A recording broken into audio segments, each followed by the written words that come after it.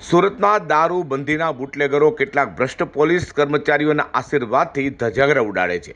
તો સુરતના ઉધના રેલવે પોલીસની હદમાં ઉધના રેલવે પોલીસ અને સુરત રેલવે પોલીસ તથા રેલવે એલસીબીના ભ્રષ્ટ વહીવટદારોના આશીર્વાદથી કંટ્રોલ ટાવર પાસે ચાલતા કુખ્યાત માથાભારે બુટલેગર કાલુના અડ્ડા પર સ્ટેટ મોનિટરિંગ સેલની ટીમે દરોડા પાડ્યા હતા.